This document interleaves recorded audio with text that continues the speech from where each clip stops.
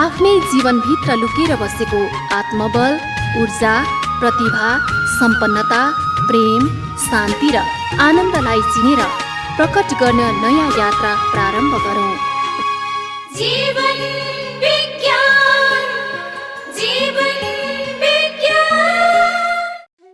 मनुष्यको जीवन कर्मको एउटा अनन्त श्रृङ्खला हो। जन्मिनु कर्म हो, बिचमा हामी जीवनभर कर्म गर्छौँ र मृत्युको घडीमा मात्रै हामी कर्मलाई बिसाएर फर्किन्छौँ। त्यसकारणले मनुष्यको योनि कर्म योनि हो। कर्म गर्दिन भन्ने विकल्प मनुष्यसँग उपलब्ध छैन। म कार्यालयको कर्म गर्दिनँ भन्न सक्छु, म धन कमाउने कर्म गर्दिनँ भन्न सक्छु, म चौकाको काम गर्दिनँ भन्न सक्छु, आफ्नो रोजाइ हुन्छ, तर कर्म नगर्ने भन्ने नै हुँदैन। मनुष्यभित्र जुन कच्चा पदार्थ छ, जुन कच्चा पदार्थले हामी बनेका छौँ त्यसलाई कर्माणु भन्दछ। कर्मका अणुहरूबाट बनेका छौँ हामी। त्यसकारणले हरेक कुरालाई मैले भोजन खान पनि मेहनत त गर्नुपर्छ। भोजन आर्जन गर्ने मेहनत गरिनँ भने पनि मैले भोजन थालबाट मुखसम्म लैजाने त मेहनत गर्नुपर्छ आफैले, र त्यो पनि अरू कसैले गरिदियो भने पनि पचाउने मेहनत त आफैले गर्नुपर्छ। निष्कासन गर्ने मेहनत त मेरो शरीरले गर्नुपर्छ। त्यसकारणले कर्मबाट कोही पनि कहिल्यै पनि बच्न सक्दैन। म कर्म गर्दिनँ भन्ने विकल्प उपलब्ध छैन। जोसुकै होस्, चाहे संसारी होस् चाहे सन्यासी होस्, कर्म त गर्छ। संसारीले भिन्न प्रकारका कर्म गर्छ, सन्यासीले भिन्न प्रकारका कर्म गर्छ, तर कर्म त गर्छ। एउटा घरमा बस्छ, अर्को आश्रममा बस्छ। एउटा परिवारका व्यक्तिहरूसँग सम्बन्ध बनाउँछ, अर्को त्यहाँ भएका आश्रमका शिष्य शिष्यासँग सम्बन्ध बनाउँछ। त्यसकारणले कर्मबाट म अलग हुन्छु भन्ने विकल्प मनुष्यलाई उपलब्ध छैन। भगवद् गीता भन्छ, नहि कश्चित् क्षणमपि जातु तिष्ठत्य कर्मकृत कार्यते ह्यवस कर्म सर्व प्रकृति जैर्गुणै। हेर अर्जुन, मनुष्यलाई पलभर पनि, सानोभन्दा सानो क्षणमा पनि कर्म नगरिकन बस्ने स्वतन्त्रता छैन। प्रकृतिले नै तिमीलाई कर्म गर्न बाध्य बनाउँछ। कर्म गर्दिन भन्ने हामीसँग विकल्प रहेन। अब एउटै मात्रै विकल्प मनुष्यसँग रह्यो, यो मैले गर्नै पर्दो रहेछ कर्म भने, यो कर्मलाई मैले सर्वोत्कृष्ट तरिकाले किन नगर्ने त? अङ्ग्रेजीमा एउटा भनाइ छ नि, anything that is worth doing is worth doing well. जे कुरा गर्नु छ त्यसलाई राम्रोसँग गरौँ। र यही कर्मले हाम्रो जीवन बनाउँछ। हेरौँ त, हाम्रो बुद्धि पनि कर्मले निर्माण गरेको हो, शरीर पनि कर्मले निर्माण गरेको, मेरो विचार पनि कर्मले निर्माण गरेको, र मेरो कर्मले नै मेरा सम्बन्धहरूको पनि निर्माण गरेको। मेरो घर, मेरो कार्यालय, मेरो व्यवस्था, सम्पत्ति सबै कर्मले निर्माण गरेको हो। कर्मको प्रतिफल हामीले खाइरहेका छौँ, आफ्नै कर्मको प्रतिफल हामीले खान्छौँ। त्यसकारणले मनुष्यको जीवनमा अहम प्रश्न हो कि यो कर्मलाई मैले उत्कृष्ट कसरी बनाउने? कर्म उत्कृष्ट बन्यो भने जीवन उत्कृष्ट बनिहाल्छ। कर्ममा कहीँ पनि सम्झौता गरेको छु मैले, मेरा कर्महरू कुशल भएका छैनन्, कर्ममा कहीँ झन्झट छिरेको छ भने मेरो जीवनमा पनि झन्झट छिर्यो भन्ने मैले बुझे हुन्छ। त्यसकारणले अध्यात्मको दृष्टिकोणले कर्मका दुईटा मूल उद्देश्य हुन्छन्। एउटा हो कर्मबाट बाहिरी सफलता आर्जन गर्नु, त्यो पनि हामीलाई चाहिन्छ। धन, सम्पत्ति, सम्बन्ध जेसुकै होला त्यसको पनि हामीले आर्जन गर्नुपर्छ। तर यति मात्रै पुगेर आर्जन गरेर पुग्दैन। कर्मको माध्यमबाट हामीले आन्तरिक आनन्दको आर्जन पनि गर्नुपर्छ। दुई प्रकारका मान्छे हुन्छन्। एउटा मान्छे खालि सफल हुन दौडेको छ, अर्को मान्छे खालि आनन्दित हुन दौडेको छ। सफल हुन दौडिने त 79% छन्, आनन्दित हुन दौडिने 1% छन्। तर यो दुइटैले के बुझेनन् भने अतिमा गएर कहिले पनि कर्म गर्न सकिँदैन। कर्म गर्नको लागि सफलता र आनन्द दुइटै कुराको संयोजन चाहिन्छ। त्यसकारणले ऋषिहरूले एउटा अर्को शब्द दिए, सफलता मात्रै जीवनको उच्च मूल्य होइन, सुफलता मूल्य हो। त्यसकारणले सफल बन्नतिर ध्यान नदेऊ, सुफल बन्नतिर ध्यान देऊ भने तिम्रो जीवनमा फल लागोस्। सुफलता भनेको के हो? जहाँ सफलता र आनन्द दुवै आउँछन् त्यहाँ जीवन सुफल हुन थाल्छ, जीवनमा फल लाग्न थाल्छ। त्यसरी सफलता र आनन्द यानि सुफलताले भरिएको जीवन कसरी निर्माण गर्ने भनेर हेर्न थाल्यो भने मैले कर्म कसरी गर्ने भन्नेतिर ध्यान जान थालिहाल्छ। अब हेरौँ केही बुँदाहरू, केही बिन्दुहरू जतातिर हाम्रो ध्यान गयो भने हाम्रा कर्महरूबाट सफलता र आनन्द बर्सिन थाल्छ। जीवन खुसीको एउटा प्रवाह हुन थाल्छ र सफलता पनि सहज रूपमा आउँछ। सबैभन्दा पहिलो कुरा, म कुन भावबाट कर्म गरिरहेको छु? मलाई पुगेको छैन, मलाई पुग्दैन, मेरो जीवनमा अभाव छ भन्ने भाव छ कि मसँग छ, म गर्न सक्छु, मसँग क्षमता छ, मसँग ऊर्जा छ, मसँग बल छ, मसँग बुद्धि छ, मसँग विवेक छ, मसँग ज्ञान छ, यसकारणले कर्म गर्दैछु। अभावको केन्द्रबाट मैले कर्म गरेँ भने कर्मले अलिअलि सफलता त ल्याउला, तर त्यो कर्मले आनन्द कहिले पनि ल्याउँदैन। तर म भावको केन्द्रबाट कर्म गरेँ, मसँग छ, मैले गर्न सक्छु नि, आफ्नो बलले मैले कर्मको सृजना गर्ने हो, मेरो आफ्नो मेहनतले मैले गर्ने हो भन्ने भावका साथ कर्म गरेँ भने त्यो कर्मले मलाई बाहिरी सफलता त दिन्छ, किनभने प्रेरणा अति उच्च हुन्छ त्यो कर्ममा। त्यो कर्ममा मेरो अन्तस्प्रेरणा, मोटिभेसनको लगानी अति उच्च हुन्छ। तर सँगसँगै ती कर्मले मलाई आनन्द पनि दिइराख्छन्, किनभने म भित्र अभावको अनुभव गर्दिनँ, म भित्र भावको अनुभव गर्छु र कर्मले मेरा भावहरूलाई निरन्तर थपै गर्छन्। अङ्ग्रेजीमा यसैलाई अबन्डेन्स मेन्टालिटी भर्सस स्क्यार्सिटी मेन्टालिटी भनिन्छ। मसँग छ यस कारणले कर्म गरिरहेको छु कि मसँग छैन यस कारणले कर्म गरिरहेको छु। यो पहिलो बिन्दु थियो कर्मको।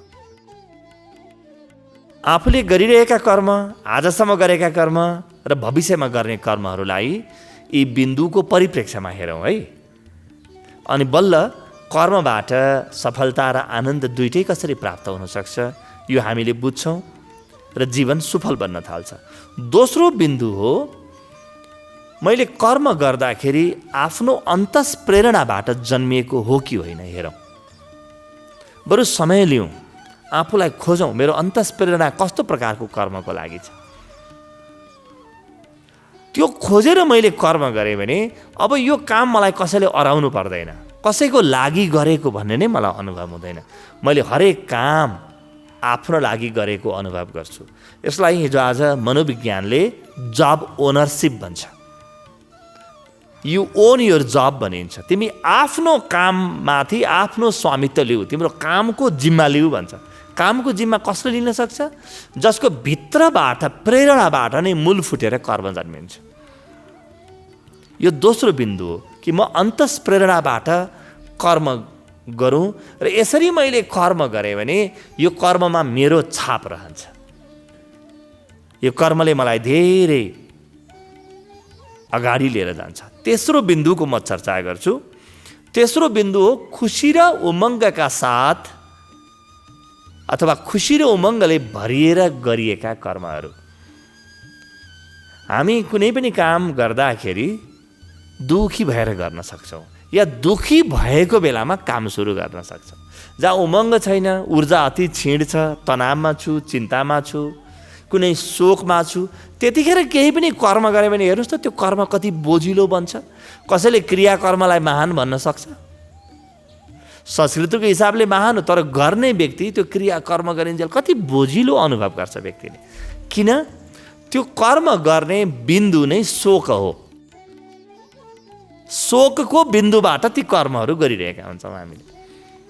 तर मैले अलिकति कर्म गर्ने तरिकामा परिवर्तन गरेँ। खुसी र उमङ्गको भावबाट जन्मिएका कर्महरू अथवा खुसी र उमङ्गको क्षणमा मैले कर्म गर्न थालेँ भने अब यी कर्मले मलाई दिन 2 गुणा रात 4 गुणा प्रगति दिन थाल्छ। त दुईटा कुरा बुझौँ। एक त खुसी र उमङ्गको घडीमा नयाँ कर्म प्रारम्भ गरौँ। कुनै व्यवसाय गर्नु छ, पढ्नु छ, कसैसँग सम्बन्ध बनाउनु छ, आफू अत्यन्तै खुसीले भरिएको बेलामा, उमङ्गले भरिएको बेलामा गऱ्यौँ भने आफ्नो ऊर्जा अत्यन्तै उच्च रहन्छ र त्यो उच्च ऊर्जाले सफलता पनि दिन्छ र आन्तरिक आनन्द पनि दिन्छ। आफ्नो जीवनसँग हेरौँ है, यी कर्मका बिन्दुहरूलाई आफ्नो जीवनका घटनाहरूसँग, अनुभवसँग तुलना गरौँ अनि बल्ल काम लाग्छ। चौथो बिन्दु हो मेरो आफ्नो दीर्घकालीन योजना अन्तर्गतका कर्महरूलाई म बढीभन्दा बढी गरौँ।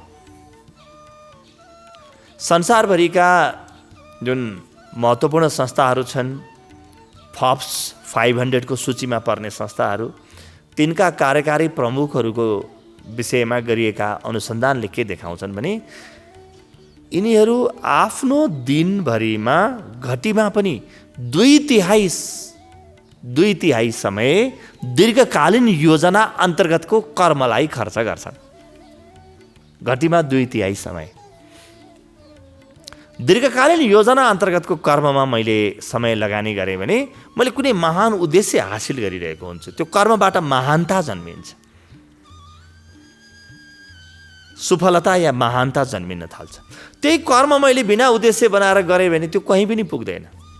त्यही फुल मैले डोरीमा उनिराखेँ, एउटा डोरीमा उनी अर्को डोरीमा उनी केही फरक पर्दैन, कहीँ पनि केही पनि पाउँदिनँ मैले।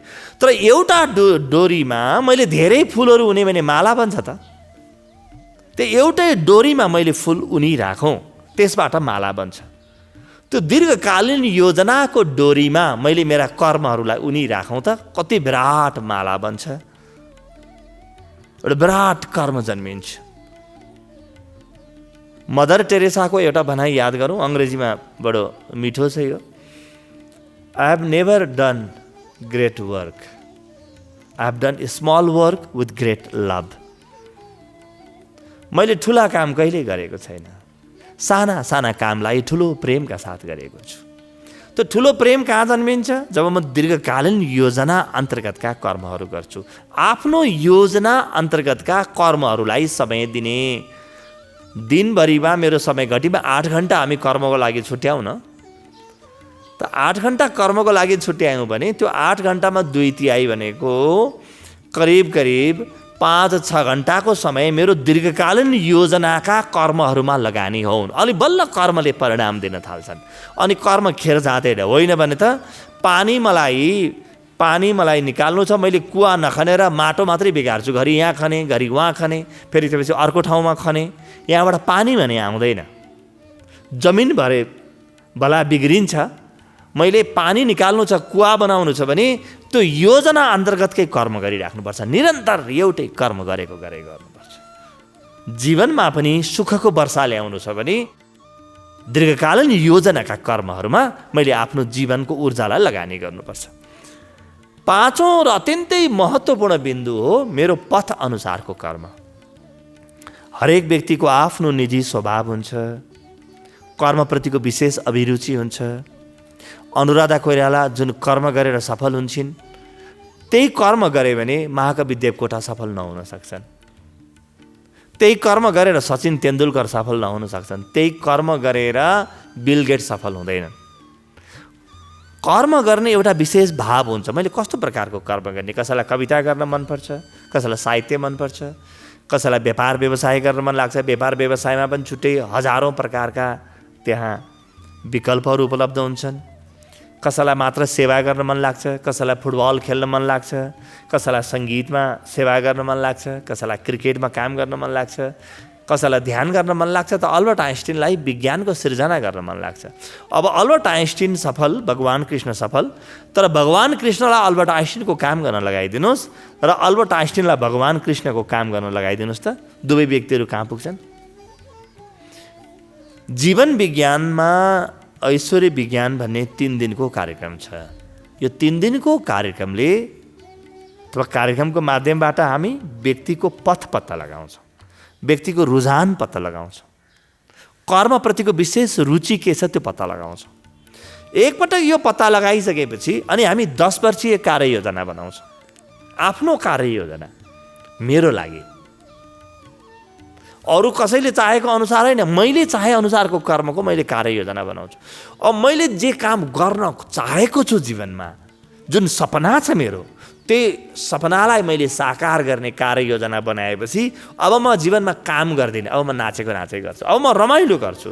त्यो कर्म गर्नु पनि मेरो लागि रमाइलो हो। आज कर्म बोझ होला मेरो लागि, तर मेरो पथ अनुरूपको मैले कर्म गरेँ भने त्यो कर्म मेरो लागि बोझ रहन्न, त्यो कर्म मेरो लागि सृजना रहन्छ। म नयाँ नयाँ कुरा सृजना गरिरहेको हुन्छु। सृजना के हो? ईश्वरसँग सहकार्य हो। ईश्वरले निरन्तर सृजना गरिरहेको हुन्छ, म पनि मेरा कर्मको माध्यमबाट केही कुरा सृजना गरिरहेको हुन्छ। यो 5औं र अत्यन्तै महत्त्वपूर्ण बिन्दु थियो।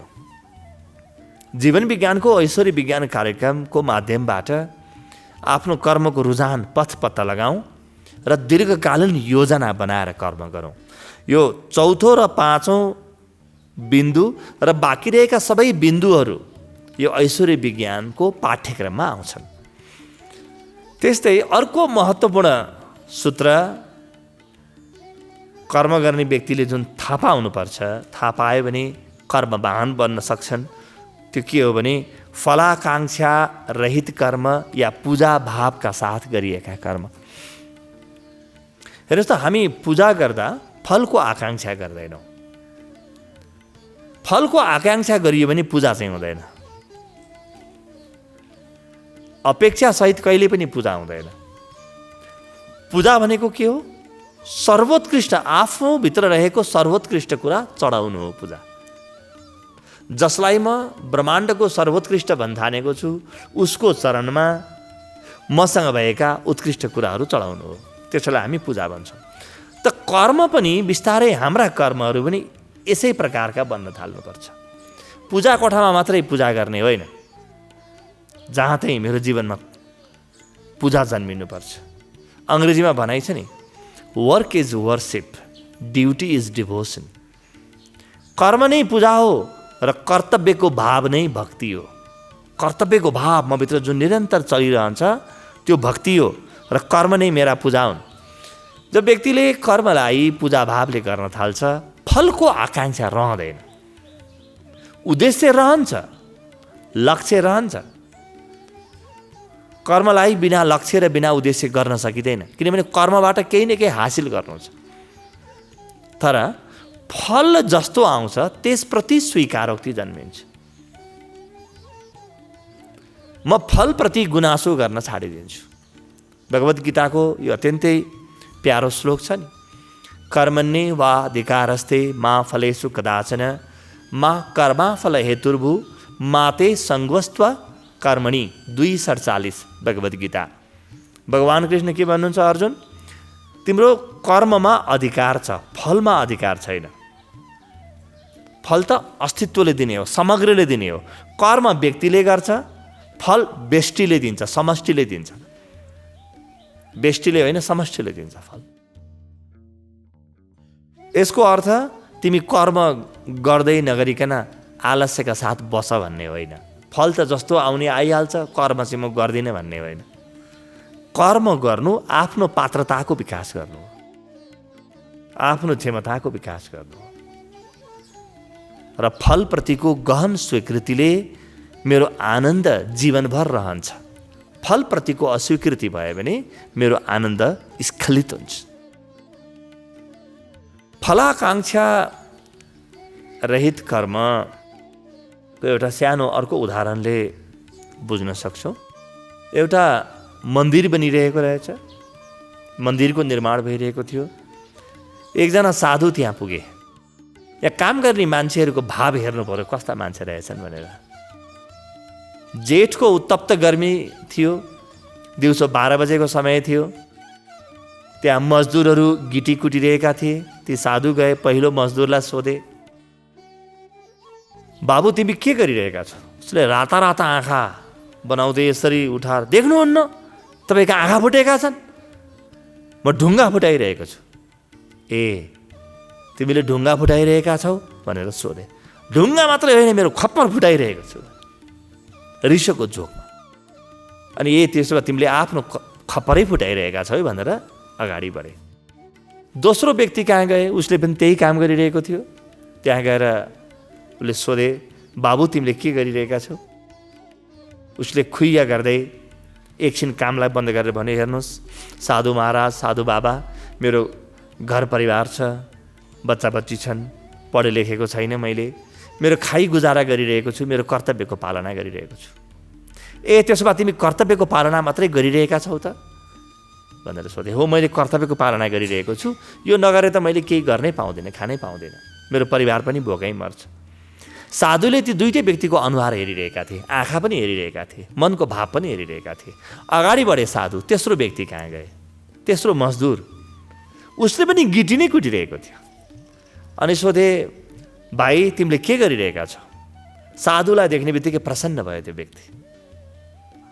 एकछिन काम रोक्यो, छेउमा अलि पुछ्यो, आसनलाई टकटकायो अनि अनुरोध गर्यो, साधु बाबा बस्नुहोस् न, हेर्नुहोस् त मेरो भाग्य, भगवानको यत्रो मन्दिर बनिरहेको छ, यत्रो मन्दिर छ, 10 वर्षको योजना छ मन्दिर बन्ने।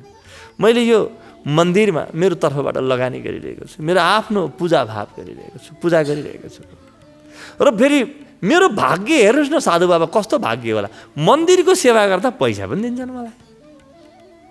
सेवा मैले मन्दिरको गरिरहेको छु, भगवानको मन्दिर बनेको छ, मेरो पसिना पनि मैले यहाँ लगानी गर्ने अवसर पाएको छु र यस बापत मैले प्रतिफल पनि तत्काल पाएको छु। कस्तो मेरो भाग्य होला, म मेरो आफ्नो भाग्यको प्रशंसा गरिरहेको छु साधु बाबा। त साधु बाबाले भने, ए त्यसो भए तिमी पूजा गरिरहेका छौ त भनेर सोधे। हो, पूजा गरिरहेको छु, यो त मेरो लागि पूजा हो साधु बाबा, मेरो लागि पूजा हो। त अब हेर्नुहोस् त, यी तीनवटा मजदुरले अलग अलग काम गरिरहेका थिएनन्, काम त एउटै थियो, तर काम गर्ने व्यक्तिको भाव फरक छ। म कुन भावका साथ कर्म गरिरहेको छु। पहिलो व्यक्ति जीवनमा कहिले खुसी हुँदैन, सफल पनि हुन सक्दैन। दोस्रो व्यक्तिको खुसियाली र सफलता बडो तात्कालिक मात्रै हुन्छ, बडो न्यून हुन्छ। तेस्रो व्यक्तिलाई चाहेर पनि कसैले दुखी बनाउन सक्दैन, चाहेर पनि कसैले असफल बनाउन सक्दैन। यो उदाहरणलाई आफ्नो जीवनमा पनि हेरौँ, आफ्ना कर्ममा पनि हेरौँ र हृदयङ्गम गरौँ। अब म अन्तिम बिन्दुमा जान्छु, अन्तिम सूत्रमा। कर्मलाई महान बनाउने तरिका हो कि म सेवा भावबाट वा ईश्वर समर्पित कर्म गरौँ। सेवा भावबाट कर्म गरेँ मैले भने म आफ्नो मात्रै हितलाई ध्यानमा राख्दिनँ, सबैको हित, बहुजन हिताय बहुजन सुखाय कर्म गर्न थाल्छु। अबलाई हरेक कर्मले आनन्द दिन थाल्छु। सफलता त यसै दिन्छ किनभने म हजारौँ व्यक्तिको हृदयमा राज गर्न थाल्छु, हजारौँ व्यक्तिको हृदयमा पस्न थाल्छु म मेरो कर्मको माध्यमबाट। हेर्नुहोस् त, कर्म मैले गरेको छु तर अरूको हृदयमा म बास बस्न थाल्छु। सेवा भावबाट गरिएका कर्महरू यज्ञ कर्म हुन्। यी कर्मले हामीभित्रको महानतालाई उजागर गर्छन् र सेवा भावबाट गरिएका कर्मबाट ईश्वर समर्पण पनि जन्मिन्छ। किनभने सेवा त्यो हो जहाँ निजी स्वार्थ हुँदैन, स्वार्थरहित कर्म भनौँ न। जीवनमा स्वार्थरहित कर्मको लागि हामीले समय निकाल्नुपर्छ, सेवाको लागि हामीले अनिवार्य रूपमा समय निकाल्नुपर्छ, सृजनाको लागि समय निकाल्नुपर्छ। र यी 7वटा बिन्दुहरूलाई, 7वटा महान सूत्रहरूलाई जीवनमा अङ्गीकार गऱ्यौँ भने मित्रहरू, अब भन्नुहोस् कि हाम्रा कर्महरू महान होलान् कि नहोलान्। यिनै कर्महरूले हाम्रो जीवनलाई कहाँ पुर्याउलान् त, कसरी लिएर जालान्? अब यसमा अन्तमा एउटा कुरा भने म जोड्न चाहन्छु, त्यो के हो भने कर्म गर्दा जुन आनन्द प्राप्ति गर्नुपर्छ, यसको बढीभन्दा बढी मूल्य र तरिका एउटा ध्यानी व्यक्तिले बुझेको हुन्छ। त्यसकारणले अब हामी ध्यान गर्नेछौँ।